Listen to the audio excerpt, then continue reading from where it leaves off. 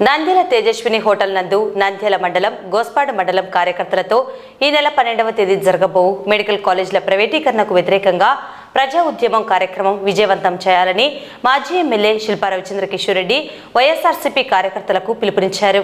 ఈ సందర్భంగా మాజీ ఎమ్మెల్యే శిల్పా రవిచంద్ర కిషోర్ రెడ్డి మాట్లాడుతూ రాష్ట్ర ప్రభుత్వం మెడికల్ కాలేజీలను ప్రైవేటీకరణ చేసేందుకు తీసుకున్న దుర్మార్గపు నిర్ణయాన్ని వ్యతిరేకించేందుకు ఈ నెల 12వ తేదీ ఉదయం 9 గంటలకు నంద్యాల పట్టణం ఉదయానంద రెసిడెన్సీ నుండి జిల్లా కలెక్టర్ కార్యాలయం వరకు చేపట్టనున్న ప్రజా ఉద్యమం నిరసన ర్యాలీలో వైఎస్ఆర్ కాంగ్రెస్ పార్టీ నాయకులు, కార్యకర్తలు, శిల్పా కుటుంబ అభిమానులు, ప్రజలు పెద్ద ఎత్తున పాల్గొని విజయవంతం చేయాలని, దశాబ్దాల కలను నిజం చేసేందుకు మాజీ ముఖ్యమంత్రి వైఎస్ జగన్మోహన్ రెడ్డి నెరవేర్చేందుకు చేపట్టిన గొప్ప కార్యక్రమాన్ని అడ్డుకునేందుకు కూటమి నేతలు ప్రయత్నం చేస్తున్నారని, పీపీపీ విధానం ద్వారా మెడికల్ కాలేజీలను నిర్వహించాలనే దుర్మార్గపు ఆలోచనను వెనక్కి తీసుకోవాలని, మన పిల్లల భవిష్యత్ తరాల ఆంక్షలను నెరవేర్చేందుకు మనమందరం నడుం బిగించాలని, ప్రజా వ్యతిరేక విధానాన్ని వ్యతిరేకించాలన్నారు.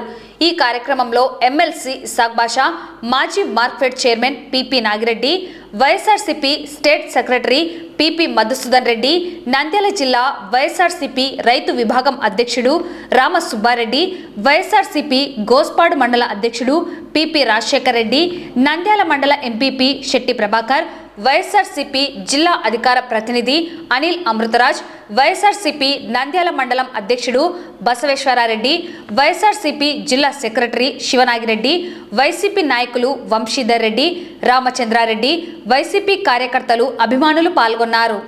ఈ కూటమి ప్రభుత్వం ఏర్పడినప్పటి నుంచి జరుగుతున్నటువంటి అరాచకాల గురించి ప్రత్యేకంగా మీ అందరితో చర్చించడం కోసం ఏర్పాటు చేసుకున్నటువంటి ప్రత్యేక కార్యక్రమం ఇది.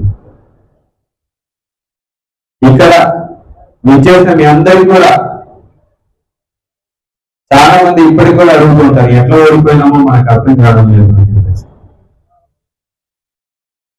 మన దగ్గరే కాదు, రాష్ట్ర వ్యాప్తంగా కూడా చాలా మందికి ఇంకా చాలా సందేహాలు ఉన్నాయి. అయితే కొంతమంది ఈవీఎంలు అనొచ్చు, కొంతమంది ఇంకా వేరే కారణాలు చెప్పచ్చు, కానీ మేము నమ్ముతున్నటువంటి విధానం కావచ్చు, లేదా మన పార్టీ నాయకులు నమ్ముతున్నటువంటి విధానం కావచ్చు, జరిగిపోయిన దాని గురించి మనం చర్చించుకునే దానికంటే ఆ జరిగిన దాంట్లో మనం చేసిన తప్పులు ఏమైనా ఉంటే దాన్ని సరిదిద్దుకొని భవిష్యత్తులో ఆ తప్పులని సరి చేసుకొని ముందుకు వెళ్ళాలి అని చెప్పేసి ఇలా నమ్ముతున్నాం. నేనేదో 100% కరెక్ట్ చేసినానని మాత్రం నేను అనుకోవడం లేదు. ఎందుకంటే నా అనుభవ రాహిత్యం వల్ల అడుగు ఉండొచ్చు, లేకపోతే కొన్ని విషయాలు మా దృష్టికి రాకపోయి ఉండొచ్చు, కొన్ని విషయాల్లో మేము ప్రభుత్వ కార్యక్రమాల్లో బిజీగా ఉండి కొన్ని పనులు చేయలేకపోవచ్చు. అవన్నీ సరిదిద్దుకునే సమయం మనకి ఇప్పుడు దక్కింది. వాస్తవంగా చెప్పాలంటే అధికారంలో ఉన్నప్పుడు జనరల్ గా జరిగేది ఏంటంటే మన వాళ్ళందరికీ దూరం ఎప్పుడు ప్రభుత్వ కార్యక్రమాలు, ప్రభుత్వానికి సంబంధించిన కార్యక్రమాల్లోనే సరిపోతుంది. మీరు వచ్చినా సరే మాట్లాడాలంటే 10 నిమిషాల కూర్చొని మాట్లాడాలంటే బయట కొంతమంది ప్రజలు ఉంటారు కాబట్టి వాళ్ళని కలవడంలో సరిపోతుంది. సరే, మనకి ఆ దేవుడు ఈరోజు సమయం ఇచ్చినాడు అనుకొని కొన్ని ప్రభుత్వపరమైన తప్పులు కూడా మనం చేయడం జరిగింది. ప్రభుత్వపరమైన తప్పులు అంటే ముఖ్యంగా మద్యం విషయంలో మన పార్టీ లేదా మన గవర్నమెంట్ లో తీసుకున్నటువంటి కొన్ని విధి విధానాల వల్ల, మంచిదే కావచ్చు, ప్రజల్ని మద్యానికి దూరం చేయాలని చెప్పేసి జగన్మోహన్ రెడ్డి గారు భావించారు. కానీ ఆ మద్యమే మనల్ని ప్రజల నుంచి దూరం చేసింది అనేది ఈరోజు వాస్తవమైన పరిస్థితి. ఈరోజు మనం మద్యని ప్రజలకి దగ్గర చేస్తే ప్రజలకి చేరువవుతామనుకుంటే ఈరోజు వాళ్ళు మద్యాన్ని ప్రజలకి చేరువేసి ఈరోజు వాళ్ళ దగ్గర అయిన పరిస్థితి. ఈరోజు నంద్యాల నియోజకవర్గంలో మన హయాంలో 5 సంవత్సరాలలో మెడికల్ కాలేజ్ అనేది ఎంతో ఉపయోగం అని చెప్పేసి, ప్రజలకి మెడికల్ కాలేజ్ వస్తే పిల్లల చదువుతో పాటు చాలా మంది ఏమనుకుంటారంటే మెడికల్ కాలేజ్ వస్తే 150 మంది పిల్లలు డాక్టర్లు అవుతారు అనుకుంటారు ప్రతి సంవత్సరం.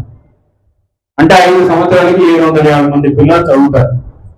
కానీ వాస్తవంగా మెడికల్ కాలేజ్ వల్ల 750 మంది పిల్లలకి మాత్రమే లాభమా అంటే అది కాదు. మెడికల్ కాలేజ్ వస్తే మన ఎన్ఎంసి అంటే నేషనల్ మెడికల్ కౌన్సిల్ వాళ్ళకి కొన్ని నిబంధనలు ఉంటాయి, షరతులు ఉంటాయి. నీకు మెడికల్ కాలేజ్ పర్మిషన్ కావాలంటే నీకు కనీసం 300 పడకల హాస్పిటల్ ఉండాలి. రేపు పొద్దున దాన్ని 500 పడకలకి చెయ్యాలి. 500 పడకలకి చేసినప్పుడు ఇంతమంది డాక్టర్లు ఉండాలి, ఇంతమంది నర్సులు ఉండాలి, ఇంతమంది పారామెడికల్ సిబ్బంది ఉండాలి, ఇంతమంది ఇన్ని బెడ్లు ఉండాలి, ఇన్ని ఆక్సిజన్ బెడ్లు ఉండాలి, ఇన్ని ఆడిటోరియంలు ఉండాలి. ఇవన్నీ వసతులన్నీ ఉంటేనే నీకు మెడికల్ కాలేజీని ఇస్తాము అని చెప్పేసి. సో మెడికల్ కాలేజ్ ఒకవైపు పిల్లలకి మంచిదైతే మెడికల్ కాలేజ్ వల్ల హాస్పిటల్ బాగుపడుతుంది అనేది చాలా మందికి తెలియనటువంటి విషయం. ఈరోజు మన గవర్నమెంట్ హాస్పిటల్ మన హయాంలో ఎందుకు బాగైంది అంటే మెడికల్ కాలేజ్ పర్మిషన్ కోసం దాన్ని మనం తయారు చేసుకోవాల్సినటువంటి పరిస్థితి. బాత్రూమ్ దగ్గర నుంచి ప్రతిదీ చెకింగ్ చేస్తారు. అందుకనే మీకు చూస్తే అవుట్ పేషెంట్ బ్లాక్ పెట్టినాం, లేకపోతే బాత్రూమ్ అన్ని తిరిగి తయారు చేయించాల్సి వచ్చింది, లేదా మొత్తం హాస్పిటల్ అంతా రెనోవేషన్ చేసి తయారు చేసినాం. ఇప్పుడు 3వ తరగతి క్లాసులు కావాలంటే ఇంకొక బిల్డింగ్ తయారు చేయాలి. ఈ ప్రభుత్వం నిర్లక్ష్యం వల్ల ఆ బిల్డింగ్ పూర్తి చేయలేదు. కానీ ఆ బిల్డింగ్ లేకపోతే పిల్లలు చదివి ఆగిపోయేటువంటి పరిస్థితి. మరి వీళ్ళు ఏం చేసినారో తెలుసా? 3వ సంవత్సరం క్లాసుల కోసం మనం కట్టినటువంటి బిల్డింగ్ తీసుకొని ఈ రోజు హాస్పిటల్లో కట్టినటువంటి ఆడిటోరియంలో అన్ని చూపించి మాకు ఇంకొక 8 నెలలు టైం ఇవ్వండి, మేము చేసి చూపిస్తామని చెప్పి ఈరోజు అడుక్కొని తెచ్చుకోవాల్సినటువంటి పరిస్థితి.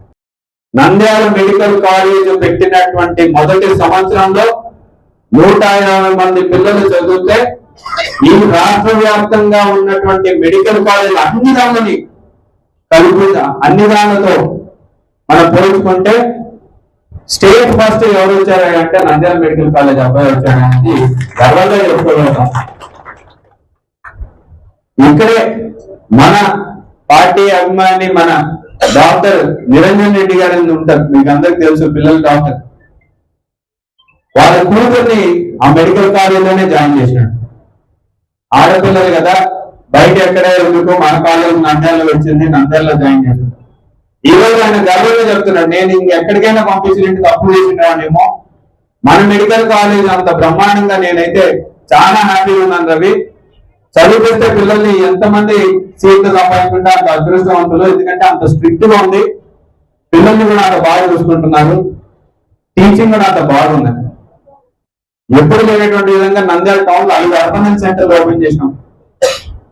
బలవంతంగా హెల్త్ క్లినిక్లు పెట్టి అక్కడ ఖచ్చితంగా నర్సు ఉండేలాగా మనం అక్కడ ఉండాలి అని చెప్పేసి రూల్ తీసుకొచ్చినాం.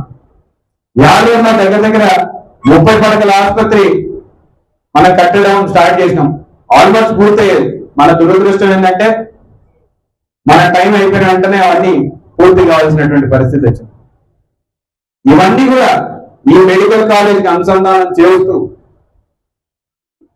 మన పిల్లల భవిష్యత్తుని దృష్టిలో పెట్టుకొని మన నంద్యాల డెవలప్ కావాలని చెప్పేసి ఆలోచన చేసినటువంటి విధానం. 5 హాస్పిటల్ ఒకే రోజు ప్రారంభించి 750 మంది పిల్లలకి అడ్మిషన్ ఇచ్చి 2 సంవత్సరాలు అంటే దాదాపు 1500 మంది పిల్లలు చదువుతుంటే చంద్రబాబు నాయుడు గారి వేదిక ఎక్కి అసలు మెడికల్ కాలేజీ తయారు కాలేదని చెప్తారు, మెడికల్ కాలేజీ లేవని చెప్తారు. మనకి తెలుసు నంద్యాల మెడికల్ కాలేజ్ ఉందా లేదా అంటే మనకి తెలుసు. కానీ చంద్రబాబు నాయుడు గారి ఐడియా ఏంటి? లేదు అని చెప్తే శ్రీకాకుళం వాళ్ళు నంద్యాల మెడికల్ కాలేజ్ ఉందా లేదా అంటే లేదంటే ఊరికే జగన్మోహన్ రెడ్డి అబద్ధాలు చెప్పినాడని చెప్తారు. ఎందుకంటే అక్కడ వాళ్ళకి ఇక్కడ గురించి తెలియదు, మనకి ఇక్కడ అక్కడ వాళ్ళ గురించి తెలియదు. కాబట్టి నమ్మించాలని చెప్పేసి ఎక్కడైనా సరే అదే మోసం మాట. ఇవన్నీ ప్రజలకి తెలియజేయాలంటే మన ఒక నిరసన ర్యాలీలో మనం దాన్ని విజయవంతంగా ముందుకు నడిపించాల్సినటువంటి అవసరం ఉంది. దాంట్లో భాగంగా నేను ఒకటే కోరుతున్నాను, నేను కూడా మిమ్మల్ని 10 సార్లు 10 ప్రోగ్రాంలు ప్రతిరోజు చేయమని చెప్పేసి అయితే ఇబ్బంది పెట్టను.